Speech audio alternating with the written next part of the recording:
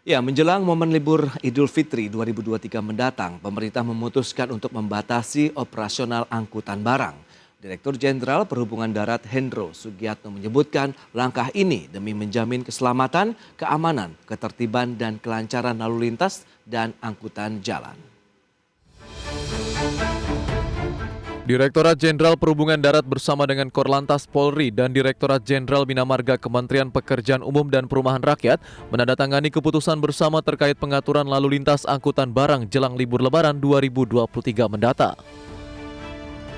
Direktur Jenderal Perhubungan Darat Hendro Sugiatno mengatakan, keputusan pembatasan angkutan barang diambil demi menjamin keselamatan, keamanan, ketertiban, dan kelancaran lalu lintas dan angkutan jalan, serta mengoptimalkan penggunaan dan pergerakan lalu lintas pada ruas jalan nasional.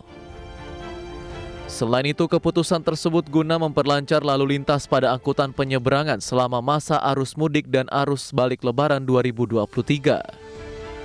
Pengaturan pembatasan operasional angkutan barang ini diberlakukan pada ruas jalan tol dan non-tol dengan ketentuan waktu pengaturan lalu lintas untuk masa arus mudik diberlakukan mulai Senin 17 April 2023 pukul 16 sampai Jumat 21 April 2023 pukul 24 waktu setempat. Sementara itu untuk arus balik berlaku mulai Senin 24 April 2023 pukul 00 sampai dengan hari Rabu 26 April 2023 pukul 8 waktu setempat. Bagi arus balik periode 2 berlaku mulai hari Sabtu 29 April 2023 pukul 00 sampai dengan hari Selasa 2 Mei 2023 pukul 8 waktu setempat. Tim Liputan IDX Channel. Baik pemirsa, untuk membahas tema kita hari ini, pemerintah batasi angkutan barang saat arus mudik Lebaran sudah tersambung melalui Zoom bersama dengan Bapak Yuki Nugroho Hanafi. Beliau adalah Ketua Umum DPP Asosiasi Logistik dan Forwarder Indonesia atau ALFI. Selamat pagi, Pak Yuki. Selamat pagi, apa kabar? Ya, salam sehat Pak. Salam sehat, sukses ya, sukses terus. Baik, terima kasih juga untuk waktu yang disempatkan ini. Pak Yuki, update dulu nih. Kita tahu pandemi kemarin juga meluluhtahkan banyak sekali dunia usaha ya, termasuk sektor logistik. Ya. Tapi lagi-lagi sektor logistik juga diuntungkan dengan adanya pandemi. Kemudian banyak masyarakat yang juga beralih ke era digital. Nah, bagaimana perkembangannya saat ini? Apakah kondisi sudah normal dalam beberapa tahun terakhir atau bagaimana? Ya, kita ini kan salah satu usaha yang sangat terdampak dan terkena pada saat tahun 2020 ya. Itu jelas angka-angka pada bulan Mei 2020. Tapi kami juga salah satu usaha yang cukup cepat recovery kembali. Gitu lah. Ya kan, recovery kembali itu yang pertama. Dan kami juga bersyukur bahwa logistik adalah 12 jenis kegiatan industri yang masih diizinkan untuk tetap bekerja pada saat COVID pandemi saat ini. Jadi situasi kondisinya sudah jauh lebih baik saat sekarang. Baik, kondisi sudah semakin membaik. Kemudian kalau kita lihat momentum Ramadan dan Lebaran, ini juga momen tahunan yang selalu menjadi salah satu booster lah bisa dikatakan untuk industri logistik. Ya. Nah, bagaimana menyikapi tahun ini? Apakah dengan sudah tidak ada lagi PPKM, kemudian semua sudah diizinkan untuk mudik Lebaran pada tahun ini, apakah juga ada kenaikan yang signifikan untuk sektor ini? Pastinya ya, kita kan mengenai kebijakan pemerintah ini sebetulnya kan bukan hanya pada saat sekarang aja, ini dari sejak dulu juga sudah ada pembatasan, pengaturan dan lain-lain. Bahkan kami di industri logistik maupun daripada industri yang ada di Indonesia, apakah itu ekspor impor, itu juga sudah sangat paham dan mengetahui bagaimana mekanisme dari pelaksanaan saat industri pada saat hari raya ini. Dan saya lihat diperkirakan tahun ini kan agak cukup berbeda dengan tahun-tahun sebelumnya ya. Diperkirakan akan ada pergerakan orang sebesar 120 juta yang akan kembali ke daerah. Bukan hanya di Jawa tentunya, itu di seluruh Indonesia. Walaupun secara mayoritas itu ada di wilayah Jawa Bali lah ya. Jawa Bali, Sumatera dan wilayah lainnya di seluruh Indonesia. Nah, ini kan akan bergerak bukan saja melalui udara, laut, darat, dan kereta api, termasuk juga darat, ada bicara juga kendaraan roda 2 dan lain-lain. Tentunya ini perlu pengaturan yang sangat baik, seperti itu sih. Baik, untuk pergerakan dari arus barang sendiri, pendistribusian barang-barang logistik itu seperti apa pergerakannya? Apakah Sudah jelas aturannya, ketentuannya ya. Yang pertama untuk kebutuhan pokok itu Oke. tetap harus bisa berjalan ya. Terus juga energi ya, BBM, gas dan lain-lain juga tetap harus bisa berjalan, Oke. gitu kan. Dan jangan, bukan hanya itu, dipastikan untuk distribusi secara nasional akan baik. Hanya ada beberapa yang kita usulkan, akan kita usulkan dan kita komunikasikan untuk pembatasan yang berbasis angkutan kontainer, terutama yang untuk kegiatan ekspor. Nah itu kan dibatasi sampai dengan tanggal 17 Betul. gitu ya, sesuai libur nasional kan akan dimulai tanggal 17. Nah kita ingin gitu kan mengusulkan sampai dengan tanggal 20 Hmm. gitu loh. Dilihat juga situasi kondisi yang ada gitu ya di lapangan. Kan biasa itu kita lakukan buka tutup dan seterusnya. Tapi insya Allah sih dengan libur yang span-nya lebih panjang, menurut saya ini akan jauh lebih baik gitu ya. Untuk kita bisa juga pergerakan yang akan mudik juga lebih tertata, lebih baik. Oke, sejauh mana dampaknya terhadap sektor? 120 juta nggak sedikit. Ya, Gitu loh. Pak Yuki, lantas sejauh mana dampaknya terhadap sektor logistik kalau kita lihat nanti pembatasan dari aktivitas angkutan barang ini kan tidak hanya di jalan tol, tapi yang non tol pun juga terkena begitu aturan ini. Ya pasti terkena, dan ini kan pilihan. Dan ini bukan hanya di Indonesia kok, termasuk juga di Cina gitu ya. Bahkan kalau di Cina tuh benar-benar stop tuh hampir 2 minggu gitu loh. Oke. Ya, nah sebetulnya ini kan kalau kita bisa panjangkan aja untuk kegiatan ekspor sampai dengan tanggal 20, itu pun dilihat situasi kondisi di lapangannya gitu kan. Nah pada saat tanggal 20 mobil mulai kembali ke pool masing-masing, Oke. mungkin itu akan jauh lebih baik agar tidak terjadi penumpukan kontainer di pelabuhan. Saya juga lihat hari, karena banyak ekspor ini kan kapal masuk mulai dari Rabu, Kamis, Jumat, Sabtu nih. Jadi saya coba menyesuaikan dengan itu. Nanti mulainya lagi baru tanggal 1, nggak ada masalah. Gitu. Nah ini kami lagi coba evaluasi, dan yang penting juga kami berkomunikasi dengan pemilik barang dan industri ini yang melakukan kegiatan ekspor. Juga jangan sampai terganggu. Mereka pasti juga sudah mengatur kan cuti bersamanya kapan, seperti Betul. apa, dan lain-lain. Termasuk produksinya ya, kegiatan produksinya itu sendiri, gitu, Baik. seperti apa. Kalau kita bicara mengenai strategi dari teman-teman asosiasi logistik lah ataupun pelaku usaha logistik untuk menyikapi menjelang pelarangan operasional dari angkutan barang tadi, apa yang akan atau sudah disiapkan sejauh ini Pak Yuki? Apakah tadi akan memperbanyak dari sisi volume, angkutan dan lain-lain begitu sehingga pada saat hari ditetapkannya larangan itu mereka sudah mendistribusikan banyak barang kebutuhan dari konsumen? Ya, kita atur ya, kalau yang distribusi nasional, kegiatan keperluan akan domestik, itu sudah mulai berjalan sejak 1 bulan yang lalu. Oke. Ya, distribusi. Hanya ada beberapa industri yang kapasitas produksinya kan juga terbatas. Ya kan, kapasitas produksinya terbatas. Nah ini yang perlu pengaturan-pengaturan. Oleh sebab itu pemerintah membuat aturan mainnya seperti apa.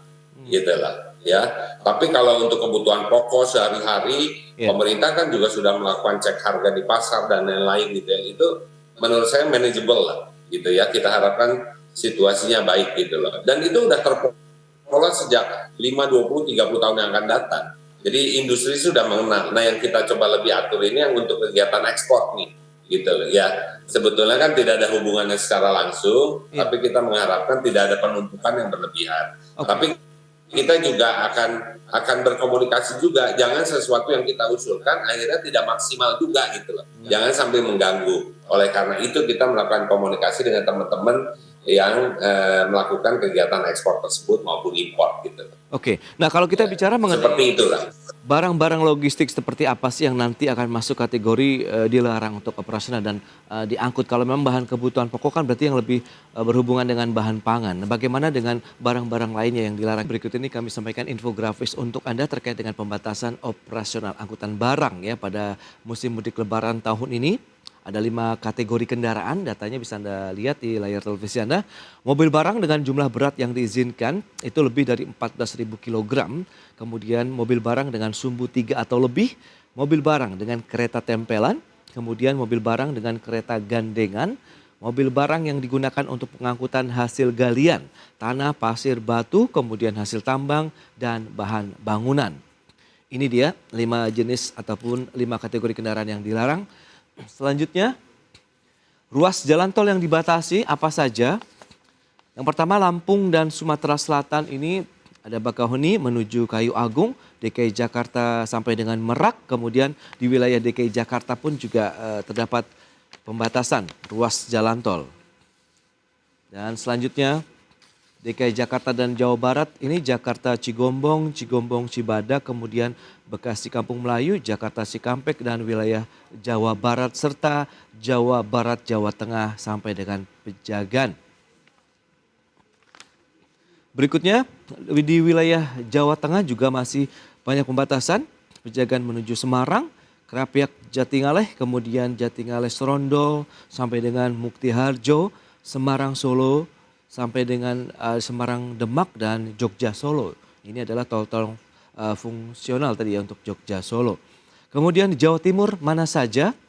Ngawi sampai dengan Probolinggo, Surabaya Gresik, Pandaan dan Malang. Itu dia untuk wilayah Jawa Timur. Berikutnya untuk Sumatera Utara, Medan Brastagi, Pematang Siantar sampai dengan Porsche, Jambi dan Sumatera Barat. Kemudian Jambi sampai dengan Lampung, DKI Jakarta sampai dengan Merak. Ini ruas jalan non-tol ya yang juga dibatasi oleh pemerintah khususnya dari Kementerian Perhubungan. Kemudian berikutnya Banten, wilayah Banten itu ada Merak sampai dengan Labuhan, Jalan Raya Merdeka sampai dengan Gatot Subroto, Serang sampai dengan Labuhan. Dan wilayah DKI Jakarta untuk jalan non-tol yang dibatasi itu Jakarta, Bekasi, Cikampek, Pamanukan, Cirebon. Kemudian wilayah Jawa Barat, Bandung sampai Banjar, Bandung Majalengka, Bogor sampai dengan Cianjur.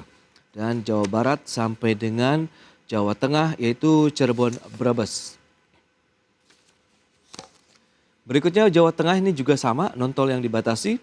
Solo Jogja, Brebes Demak, Bawen Jogja, Tegal Purwokerto. Kemudian Jawa Tengah ke Jawa Timur ada Solo sampai dengan Ngawi.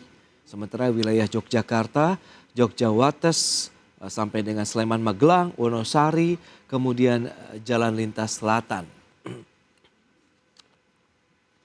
Dan berikutnya untuk wilayah Jawa Timur untuk jalan non-tol Pandaan Malang, kemudian Probolinggo Lumajang, kemudian juga Madiun Jombang, Banyuwangi Jember, Bali pun juga Denpasar Gilimanuk.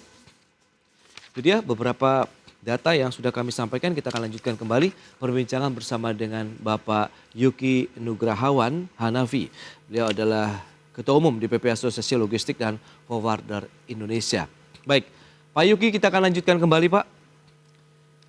Nampaknya banyak juga dan mungkin hampir semua jalan tol tadi kalau kita lihat yang diterapkan pembatasan untuk operasional kendaraan angkutan barang ini. Kemudian juga jalan non-tol. Nah jenis-jenis barang-barang logistik apa sih Pak yang mungkin bisa disampaikan begitu yang nanti akan dibatasi kalau memang tadi ekspor ini masih akan dinegosiasi begitu ya waktunya diperpanjang atau boleh. Kemudian untuk yang bahan pokok ini masih bisa operasional. Nah bagaimana dengan yang masuk kategori pembatasan tadi Pak Yuki? Ini sebetulnya sama aja kok, kita hanya main tanggal aja dan waktunya yang berbeda ya. Okay. Dengan asumsi juga jumlah pergerakan orang yang akan mudik pada saat lebaran gitu loh. Kalau yang lainnya sebetulnya tidak perlu ada perubahan dari tahun lalu maupun tahun sekarang gitu loh. Karena tentunya kan sudah cukup baik ya dengan segala ininya yang dulu-dulu gitu loh. Jadi menurut saya kalau yang lainnya sudah baik. Terus tadi ada mengenai sumbu apa secara teknikal harusnya juga sudah betul, walaupun itu juga ada catatan dari teman-teman ya. Okay. Hanya yang berkaitan dengan ekspor aja mungkin kita minta diperpanjang sampai dengan tanggal 20. Gitu. Baik. Tanggal 20 itu seluruh armada sudah kembali ke poolnya masing-masing. Kurang lebih seperti itu. Baik. Kalau yang lain udah oke kok, udah baik. Ini kan bukan apa ya kejadian pertama gitu, dan setiap tahun kan akan terus berlangsung gitu. Ya justru jangan ada perubahan-perubahan di dalam itunya, hanya kita bermain di tanggalnya aja. Sebetulnya itu udah cukup kok. Seperti itu. Secara umum improve.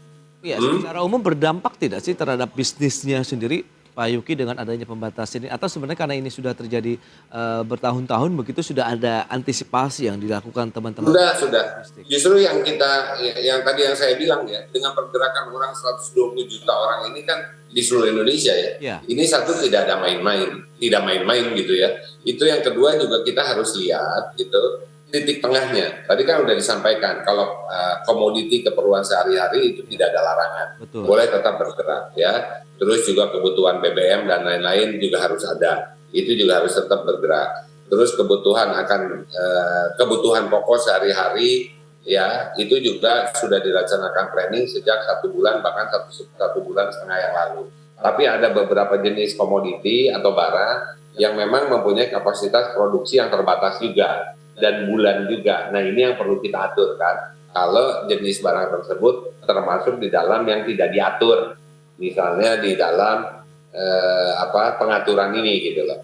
Nah yang terakhir mengenai ekspor, kita hanya minta dikasih ruang sampai dengan tanggal 20. Tanggal 20 itu unit udah kembali ke poolnya masing-masing lah. Hanya itu aja sih sebetulnya. Tapi kami juga lagi menunggu ya produksi dari teman-teman, jangan kita optimalkan, tapi juga ternyata pergerakannya sudah jauh lebih kecil lagi. Nah ini yang perlu kita seluruh pihak lah berkomunikasi. Jadi tapi tidak ada yang substansi menurut saya. Oke. Ini yang paling penting kita jaganya. Kalau kita usulkan untuk ekspor hanya dari sekian banyak aturan tadi ya, Iya. yang itu sampai tanggal 20, itu pun yang berbasis kontainer Mas. Oke. Yang berbasis kontainer aja. Kalau yang lain sih relatif masih oke. Dan sejauh ini Bukan respon dari pemerintah, khususnya mungkin Kementerian Perhubungan terkait dengan usulan perpanjangan waktu operasional dari angkutan yang khusus ekspor tadi, kontainer bagaimana Pak Yuki?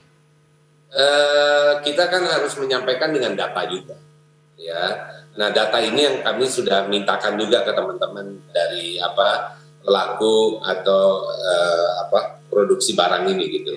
Ya, yang namanya kegiatan hari raya ini kan semua sudah punya kalender program kerjanya sebetulnya, sudah jelas kok, gitu ya. Nah yang kita harapkan kenapa perpanjangan 20, jangan juga terjadi stuck di pelabuhan. Ini yang kita jaga. Oke. Gitu loh. Itu dia. Itu sebetulnya itu. Ya, sebetulnya itu. Nah, nanti kan akan terjadi slowdown. Oke. Kira lebih 1-2 minggu setelah hari raya diizinkan akan kembali ke normal. Tapi yang tertinggal ini supaya kita jangan mengejarnya terlampau jauh pada saat nanti gitu loh. Nah, ini yang kita lagi coba atur. Kalau yang lainnya sih sudah oke menurut saya. Dan kejadian libur, saya bukan pelarangan lah, saya bahasanya pengaturan gitu ya. Nah pengaturan ini biasa dilakukan kok. Jadi sebetulnya evaluasi tetap dilakukan, hanya yang sekarang kita minta soal tanggal aja, ada fleksibilitas tanggal di awal, bukan di akhir. Itu dia. Nah lantas strategi apa saja yang sudah disiapkan teman-teman? Misalnya nanti dari pelaku usaha kan sudah mengikuti aturan begitu ya pembatasan tadi. Kemudian mereka boleh beroperasi lagi begitu. Nah apa yang sudah disiapkan nextnya begitu Pak Yuki? Pak Yuki, lantas kalau kita bicara mengenai tadi, ini sudah memang adalah event tahunan begitu yang terjadi ya dalam beberapa tahun terakhir begitu. Apalagi pandemi kemudian sekarang juga meskipun sudah tidak ada lagi PPKM, tapi ini sudah diantisipasi oleh teman-teman dari pengusaha logistik di Indonesia. Nah nextnya setelah adanya aturan pembatasan kemudian kan tidak beroperasi nih truk-truk kemudian supirnya. Nah ini bagaimana Pak mengantisipasi ya paling tidak kekosongan operasional ini, apa yang dilakukan teman-teman logistik? Dua ya, sebetulnya kan nggak total juga. Kalau kebutuhan pokok sehari-hari, keperluan akan domestik yang sudah di dalam aturan kan tetap bekerja gitu loh ya. Ya, terus yang kedua ada beberapa yang dilarang. Mungkin kalau kita lihat harinya, ya mereka juga para pengemudi kan ingin berkumpul juga Mas sama keluarganya kan Pak. Oke, dan itu sama juga mereka juga mau mudik juga mungkin sebagian gitu ya. Oke. Berarti yang tidak operasional ya mereka bisa bersama-sama dengan masyarakat lainnya lah, mereka melakukan ya bersama-sama juga. Halo, ya Mas. Pak Yuki, Ya, kita kan ini kaitannya dengan strategi setelah Lebaran, setelah tidak ada lagi pembatasan operasional angkutan barang. Nah, ini apakah nanti akan langsung digenjot lagi begitu Pak Yuki? Harus dong, harus. Nah, itu kalau nggak digenjot, kita nggak mau berketinggalan yang 1 minggu ini, 10 hari ini kan. Harus. Dan itu polanya biasa kok. Jadi Januari itu akan slow down, mulai Februari. Januari karena ada Chinese New Year ya, Januari Februari itu akan slow down, tapi Februari Maret April sampai hari raya itu akan naik terus tuh. Nanti hari raya turun, gitu kan, Idul Fitri turun, nanti dia akan naik lagi pada terus turun sedikit Lebaran Haji, tapi kan itu pendek aja, Iya, iya. ya. Setelah itu akan naik sampai bulan Desember. Jadi ritmenya kurang lebih di dunia tuh udah seperti itu gitu loh. Oke. Nanti akhir tahun tanggal 25 kalau khususnya Eropa, Amerika kan ada Christmas ya. Jadi itu juga ada slowdown juga dari sisi produksi. Dan itu akan berdampak ke logistik juga. Sebetulnya pola ini sih udah ketemu. Hanya masalah kalau Lebaran karena bergerak, nah ini tanggalnya kita atur. Oh. Berbeda dengan sama ini kan, yang sudah pasti gitu loh setiap tanggal itu. Tapi sebetulnya tanggalnya kapan kan sudah bisa kita perkirakan dari sejak awal tahun gitu. Dan itu kalau di produksi juga kita sudah rencanakan kapasitas produksinya seperti apa pada saat libur-libur seperti ini. Dan seluruh industri sudah tahu bahwa setiap Lebaran pasti ada pengaturan. Dan saya cukup berhati-hati tahun ini. Oh, kenapa itu Pak? Ya, kenapa berhati-hati? Ini ada pergerakan orang 120 juta orang. Oke. Setelah 2 tahun ini tidak pulang. Gitu kan. Ya, ya. Nah, ini yang perlu, mudah-mudahan sih semuanya lancar, semuanya sangat baik. Gitu kan ya. Nah, disusui barang di daerah juga kan dibutuhkan. Jadi bagaimana antara orang dan barang ini bisa diatur sedemikian rupa lah dengan baik. Nah, saya juga memulai dengan bahasanya bahwa bukan pelarangan tapi pengaturan lah. Nah, kalau pelarangan tuh konotasinya kan negatif lah gitu kurang lebih. Nah, ini kan 120 juta orang ini harus di-manage dengan betul, tapi saya juga minta ruang sedikit sampai dengan tanggal 20 itu aja.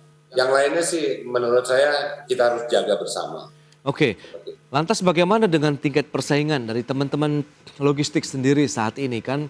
Aktivitas sudah normal, kemudian tadi setelah Lebaran mungkin akan digeber lagi, digenjot lagi. Nah ini bagaimana? Apakah memang sudah ada trayek-trayek tertentu yang sudah ada bagiannya masing-masing, kontrak dengan perusahaan dan lain-lain, Pak Yuki? Iya, setiap perusahaan punya keahliannya berbeda-beda ya dalam melakukan pelayanan. Di dunia logistik sendiri kan ada yang di tambang, ada yang di heavy industry, consumer good ya. FMCG, macam-macam lah. Dan itu keahliannya berbeda-beda. Bahkan juga ada yang di sekarang fulfillment center, last mile delivery, dan lain-lain. Ya. Nah ini menurut saya suatu hal yang sangat positif ya. Tentunya persaingan pasti ada di sana. Dan yang paling saya menggembirakan itu semakin hari biaya logistik juga kita semakin efisien dengan pembangunan infrastruktur yang semakin baik oleh pemerintah. Ada kekurangan di sana sini ya, karena kita harus melakukan improvement kan secara terus menerus gitu loh.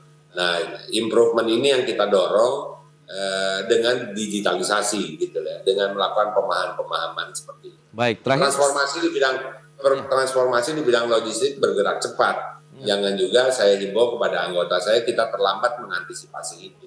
Itu dia. Lantas bagaimana optimisme Anda menatap tahun 2023 ini?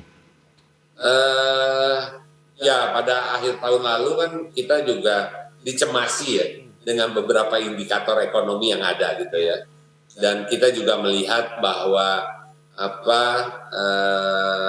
terjadi geopolitik di Eropa, terus juga terjadi pemanasan di wilayah Asia Pasifik gitu ya, geopolitik juga. Ya. Hari ini kita lihat situasi kondisi ekonomi domestik kita masih terkendali dengan baik, inflasi kita masih baik gitu ya. Kebutuhan pokok beberapa hal ini masalah supply and demand. Setiap provinsi kan juga menyumbang inflasinya yang berbeda-beda, tergantung jenis komoditi yang berbeda-beda. Nah menurut saya sih sampai hari ini kita masih cukup baik dan bagaimana ini bisa kita pertahankan dan jangan sampai terjadi hal-hal yang kita tidak diinginkan lah di kawasan kita. Itu akan terjadi sangat berat. Nah saya melihatnya gini, dulu kita merencanakan sebuah kegiatan ekonomi minimal kan per tahun ya. Ada pendek, jangka pendek itu kan 1 tahun, menengah dan panjang. Sekarang itu 3 bulan, 4 bulan kita harus sering-sering melakukan evaluasi juga. Ya tidak bisa jadi saya bilang gini, kalau yang akan investasi akan jauh lebih berhati-hati. Tidak melakukan investasi juga tidak bisa. Terbukti kok pencapaian investasi tahun lalu di Indonesia juga tercapai kok. Tapi kalau kita lagi jalan terus diinjek tiba-tiba kan juga tidak sehat buat ekonomi kita. Nah ini yang kita coba lihat dengan tetap berjalan, tetap melakukan investasi dengan tingkat kehati-hatian yang lebih secure lah buat saya. Seperti Baik, itu. itu dia optimis. Tapi optimismenya ada di sana. Ya, itu Ya, kita terbukti kok sebagai salah satu negara yang mempunyai kekuatan ekonomi yang cukup menarik gitu. Kekurangan di sana sini pasti ada. Itu dia Pasti. dari sektor logistik dalam menatap tahun 2023 dengan beragam tadi adanya pengaturan angkutan barang ini ternyata juga sudah diantisipasi dengan baik. Semoga saja tahun ini akan lebih baik lagi juga untuk sektor logistik nasional. Pak Yuki, terima kasih. Ya, hanya masalah waktu aja. Kita ada usulan waktu aja. Betul yang untuk tadi, yang kontainer ya, itu aja. sampai yang tanggal 20 April begitu ya.